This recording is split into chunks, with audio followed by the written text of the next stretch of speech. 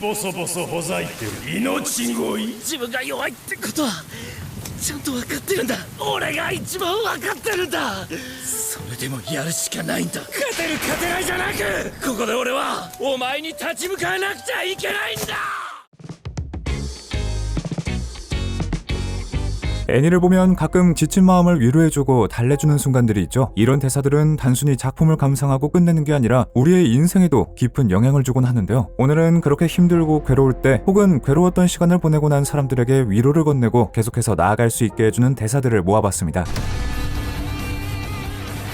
나루토에 등장했던 체술의 스페셜리스트 가이는 눈깔 만화, 혈통 만화라고 비판받는 작품 후반부에 엄청난 인플레에서도 나가 떨어지기는커녕 오히려 당시 최강자 라인에 들어간 마다라를 몰아붙이는 등 엄청난 쾌거를 이루었는데요. 무엇보다도 그가 고평가받는 이유는 단순히 최강자 라인을 몰아붙일 정도의 실력이 아니라 그 경지까지 아무 재능도 없이 묵묵히 갈고 닦은 노력이라는 가치에 있다고 봐야죠. 나루토에서 보통 강력한 술법은 인술, 환술에 치중되어 있고 이 술법들은 노력도 노력이지만 어느 정도 재능이 필요하며 심지어 혈기 한계처럼 수저를 잘 물어야 하는 그야말로 집안을 잘 타고나야 하는 술법까지 존재하죠. 하지만 가이의 아버지였던 마이트 다이는 나이가 들어서도 겨우 하급 닌자에 불과할 정도로 그의 배경은 그리 좋다고 볼 수 없었습니다. 심지어 그 아버지조차 노력을 통해 팔문둥갑의 진해 경지에 이르렀으나 결국 사망하여 사실상 아버지에게 어깨너머로 배운 채술을 극한으로 홀로 갈고 닦아 상당히 채술의 스페셜리스트가 되었고, 동시에 작품 후반부에서는 명백하게 세계관 최강자들과도 겨뤄볼 정도의 실력자 자리에 이르게 되는데요.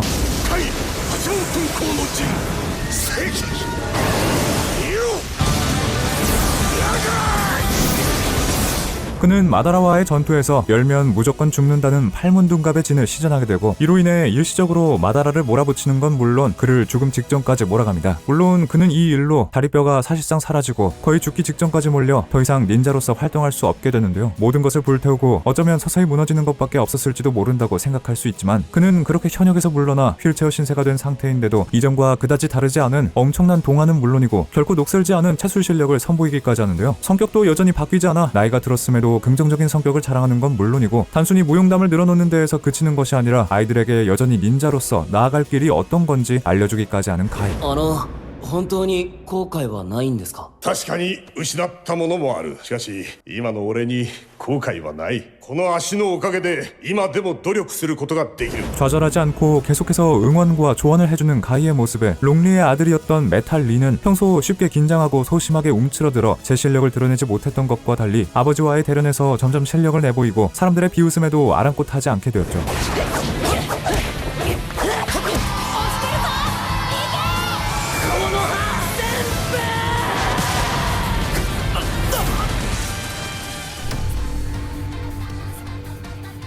순직한 경찰관이었던 아버지를 닮아 정의로운 마음을 가진 여고생 모모. 하지만 제대로 친구조차 사귀지 못할 정도로 서툴고 소심한 성격이라 경찰관은 고사하고 양아치들에게 제대로 주의조차 주지 못하고 뺑소니범 앞에서도 눈을 질끈 감은 채 아무것도 못할 정도인데요. 그러나 모모는 경찰관은 자신과 맞지 않다는 사실에 내심 고민하면서도 무언가 역할에 보탬이 되고 싶어합니다. 그렇게 고민하던 와중 그녀는 그만 사건에 휘말리게 되고 때마침 그녀의 능력을 눈여겨보았던 조직인 츠키카게에 의해 구해지게 되면서 그녀의 인생도 크게 변하기 시작하는데, 모모는 어벙하고 소심한 것과는 별개로 사실 눈과 코가 좋았고 심지어 상대를 핥는 것만으로 그 사람의 기분이나 불편한 점 등을 알아차릴 수 있을 정도로 뛰어난 감각을 지니고 있었는데요. 그들은 이 때문에 이미 모모를 스카우트하기로 눈여겨보고 있었던 것이죠. 그러나 이들의 제안에도 선뜻 대답을 하지 못하는 모모. 그렇게 망설이는 모모에게 평소 동경하던 한조문 유키는 단호하게 하지만 확실한 조언을 건네주게 되는데요. 初めに自信がないのは当たり前のことよ。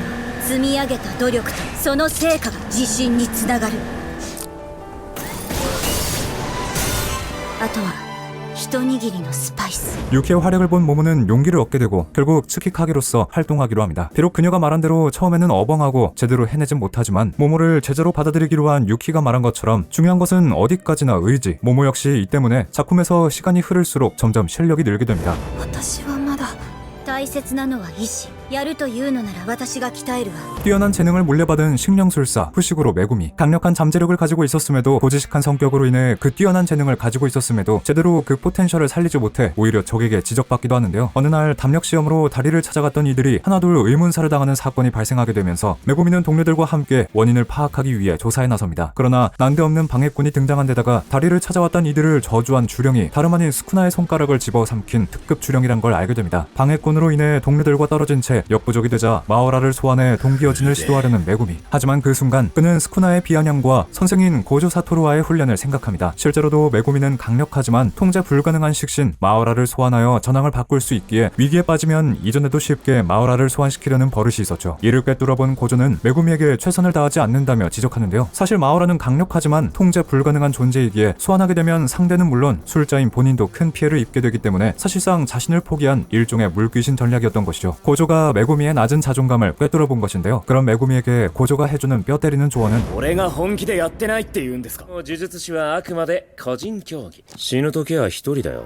君の奥の手のせいかな。死んで勝つと死んでも勝つは全然違うよ。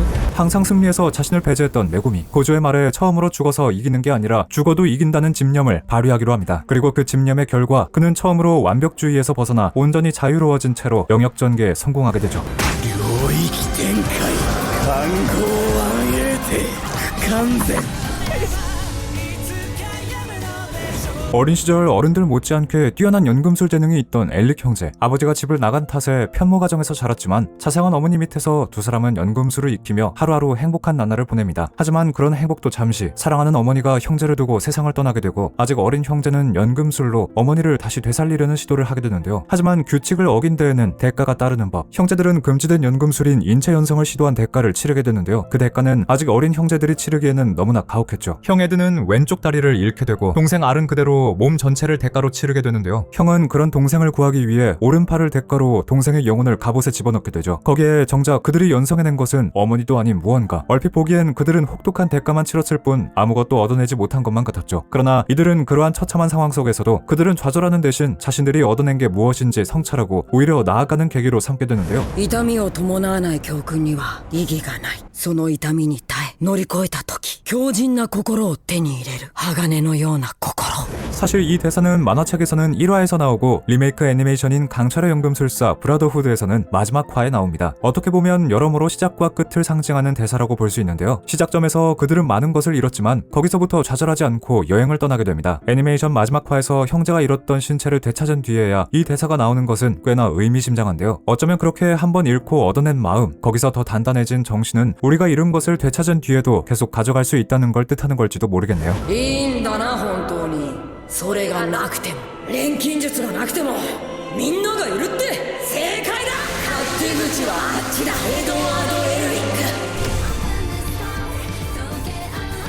편의점에서 과자를 사고 오다가 느닷없이 이 세계에 전이된 나츠키 스바루. 그는 죽더라도 다시 살아날 수 있는 특수한 능력 사망 회귀를 통해 몇 번이고 죽음을 겪더라도 다시 되살아나 문제를 해결하게 됩니다. 그러나 이 능력은 사실 마녀의 능력이 전이된 것으로 이 때문에 마녀에게 증오를 품고 있던 램에게 경멸을 받는 것도 모자라 한 차례 죽음을 경험하기까지 하는데요. 이는 그녀가 마녀교로 인해 모든 것을 잃었기 때문이었죠. 처음에는 이런 면모의 스바루 역시 람과 램에게 공포를 느꼈지만 그럼에도 그의 타고난 본성 때문인지 계속해서 헌신적인 면모를 보이며 램을 도와주었고 이로 인해 그녀도 조금씩 흔들리게 됩니다. 그리고 결국은 그를 인정하다 못해 깊은 호감까지 보이게 되는 램. 하지만 페텔기우스에 의해 램이 수차례 사망하게 되면서 스바루는 점점 좌절하게 됩니다. 그의 능력, 사망 회귀는 어디까지나 죽어도 다시 살아날 수 있는 능력일 뿐. 이런 상황에서 점점 지친 스바루는 결국 모든 것을 포기하게 되는데요. 하지만 그런 스바루를 램은 따뜻하게 보듬어줍니다. 그럼에도 계속해서 패배감은 물론 강한 자기 혐오마저 드러내는 스바루에게 램은 거듭해서 그를 긍정하고 그가 자신의 영웅이라고 알려주는데요. どうしてそんなものはまやかしだ。どんなに辛く苦しいことがあってレムは信じています。スバル君はレムの英雄なんです。ここから始めましょう。1からいいえゼロから。 스바루는 그런 그녀의 응원으로 비로소 언제까지 멈추지는 않는다고 앞으로 조금씩 나아갈 수 있다는 희망을 얻게 됩니다. 그렇게 자신감을 회복한 스바루는 더 이상 포기하지 않고 몇 번이고 다시 루프하면서 동맹을 체결하여 문제를 해결하는 데 성공하게 되죠. 嫌なんです。耐えられないんです。大丈夫だレム。俺はお前の英雄だ。俺はもうずっとお前に救われてる。レムの英雄は世界一です。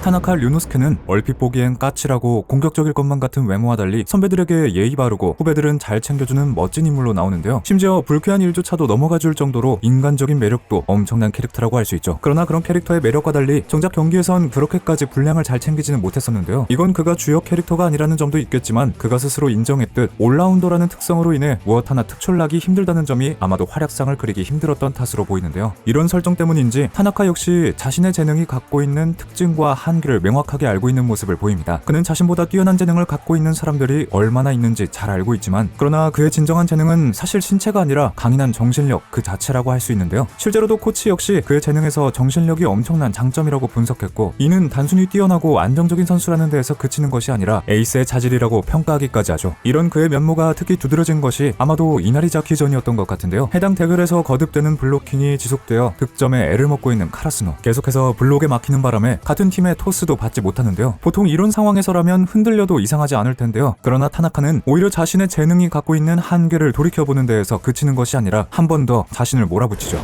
俺は普通の人間だと思う。バレー部の中で現時点で俺が一番である部分はない。平凡な俺よ、下を向いている暇はあるのか。 결국 이 승부에서 류노스케는 단순히 득점에 그치는 것이 아니라 상대의 블로커를 완벽하게 따돌리는 초이너 크로스를 성공시키는 것은 물론 라인 끝에 꽂아넣는 극상의 라인샷을 성공하게 됨으로써 팀의 승리에 큰 보탬이 되기까지 하죠. 影山、一時俺にあげる本数を減らしてくれ。いいえ、田中さんの攻撃が必要です。この信頼に応えてみせろ。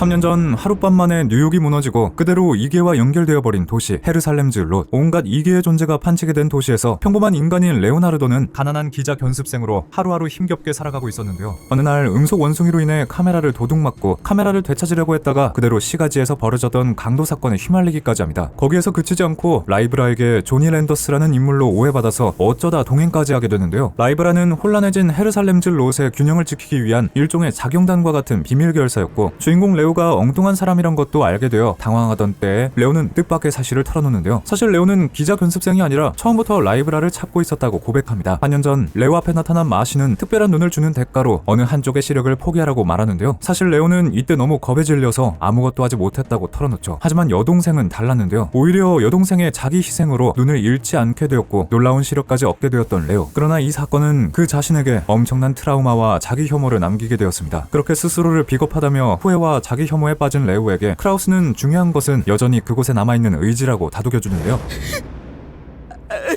君は卑怯者ではない。光に向かって一歩でも進もうとしている限り、人間の魂が真に敗北することなど断じてない。 그렇게 라이브라의 일원이 된 레오. 비록 다른 인원들에 비해 신체 능력은 형편없지만 크라우스가 말한 대로 도망치지 않고 다시 한번 정면으로 부딪히려고 하는데요. 그 결과 타라광 페무토가 만들어둔 함정조차 훌륭하게 파괴하며 그에게 한 방 먹이는 데 성공하기까지 하죠. この目でなんで猿を殺さない。僕の大爆走シナリオが。 서머워즈의 주인공 코이소 켄지는 고등학생이지만 올림피아 수제로 연도와 일수를 계산해서 요일을 맞출 정도고, 일본 올림피아 수학대회 일본 대표로 나갈 뻔할 정도로 머리가 뛰어난 인물이지만 실수로 떨어진다거나 완전 쑥맥에 성격도 소심해서 어딘가 좀 모자란 인물로도 보입니다. 그래도 동경하던 학교 최고 인기인인 선배 나츠키를 따라 그녀의 고향집에 갔다가 가짜 약혼자로 할머니에게 거짓말 좀 해달라고 부탁을 받는 등 왠지 또 전형적인 러브 코미디 냄새가 나는 인물이기도 하지만, 이야기가 진행되면서 조금씩 변하게 되는데요. 그러나 그저 평범하게 수학이나 좀 잘하던 켄지는 인프라와 연결된 가상세계 시스템 오즈를 해킹했다는 누명을 쓰게 되고, 당연히 오즈에서 관리 중인 시스템들이 오작동으로 대규모 참사를 일으킨 것들도 고스란히 그의 책임이 될 뻔했지만, 여러모로 친구와 나츠키의 가족들이 도와준 덕에 이 대규모 참사를 일으킨 진짜 범인 바로 해킹용 AI였던 러브머신을 제압하는 데 성공한 걸로 보였습니다만, 불의의 사고로 인해 오히려 러브머신이 다시 그들을 쓰러뜨리게 되고 설상가상으로 이전보다 훨씬 더 강력한 모습을 드러내게 됩니다. 何のカウントダウンだ。日本の小惑星探査機アラワシが制御不能のまま地上へ落下中。このカウントダウンは 결국 그들의 작전은 실패로 끝나게 되고 그들은 사실상 처참하게 패배하게 됩니다. 모두가 전의를 상실하고 패배를 받아들인 순간 켄지는 아직 지지 않았다며 전의를 꺾지 않는데요. 아직 방법이 남았다는 켄지의 말을 믿지 못하는 이들에게 켄지는 まだ負けてない。数学とは違うんだよ。同じです。諦めたら解けない。答えは出ないままです。 켄지는 러브머신이 아이처럼 게임을 좋아한다는 특성을 이용하게 되고 나츠키 선배와 친척들과 함께 고스톱으로 빼앗겼던 계정을 되찾는 시도를 하게 되는데요. 한 차례 꺾이기도 했던 그들이지만 결국 운은 마지막까지 그들을 떠나지 않았고, 그들은 멋지게 러브머신으로부터 빼앗겼던 수많은 계정을 되찾아오게 됩니다. 초반에 무능하고 소심했던 모습과 달리 끝까지 포기하지 않았던 켄지의 모습에서 많은 분들이 나도 도전하면 뭔가 바뀌지 않을까, 그런 희망을 품을 수 있게 해주는 대사라는 생각이 듭니다. これだ。パスワードが変更された。ちゃんとしろ。俺たちがついてる。はい。まただ。よろしくお願いします。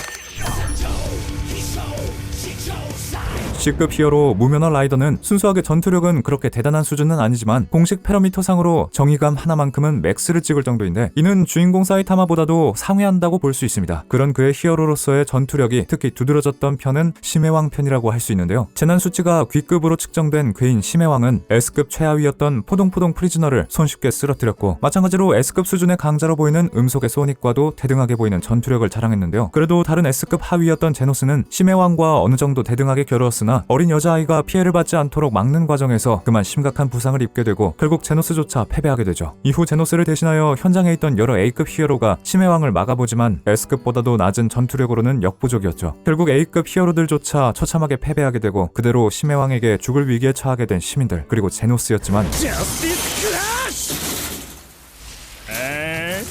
正義の自転車乗り無面ライダー参上。 C급 히어로였던 무면허 라이더가 심해왕에게 덤벼듭니다. 물론 A급조차 상대가 되지 않았던 만큼 C급 히어로였던 그는 압도적인 전투력 차이에 처참하게 농락당하게 되는데요. 그럼에도 몇 번이고 다시 일어나는 무면허 라이더. 누가 봐도 무모한 사실상 자살 행위. 하지만 그는 그런 의문에 답하듯 당당하게 외칩니다. 自分が弱いってことはちゃんと分かってるんだ。それでもやるしかないんだ。勝てる勝てないじゃなくお前に立ち向かわなくちゃいけないんだ。 그 용기에 감동받아 시민들이 응원하고 그렇게 희망을 한 몸에 업고 한 번 더 심해왕에게 덤벼드는 무면허 라이더. 물론 이후 그는 다시 한번 패배하게 되지만 때마침 찾아온 사이타마는 그의 용기와 영웅정신에 존경을 보내게 되죠. よくやった。ナイスファイト。雨降ってるから早くかかってこい。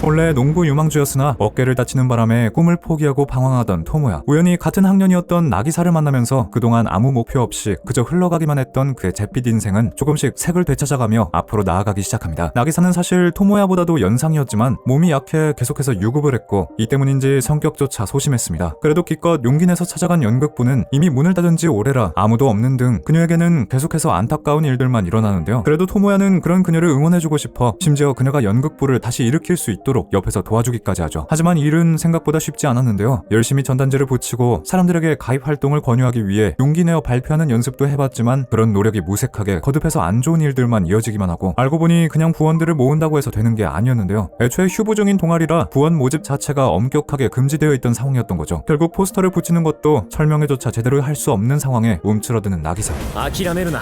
まだ何か方法があるはずだ。なことでお前の夢を捨てるな。 그럼에도 포기하지 않는 두 사람은 다시 한번 노력하기로 하고 이에 마치 보답이라도 하듯 다른 사람들도 그들을 조금씩 도와주려고 합니다. 쉽지 않은 정말이지 순탄하지 않은 길이지만 여러 도움 끝에 그들은 더디지만 분명 천천히 목표를 향해 나아가게 되는데요. 결국 그들의 노력은 오랜 고생 끝에 결실을 맺게 되는데요. 연극부 재건에 성공하여 첫 무대를 시연한 것이죠. 비록 작은 무대고 1인극에 불과했지만 연극부로서 나기사는 처음으로 무대에 올라선다는 꿈을 이룬 것만으로도 그녀에게는 충분히 가치 있는 일이라고 할 수 있었죠. どうしたしっかりしろ夢を叶えろナギサ。僕は彼女のそばにいよう。そしていつかこの世界から出ていくんだ。暖かくて賑やかな世界へ。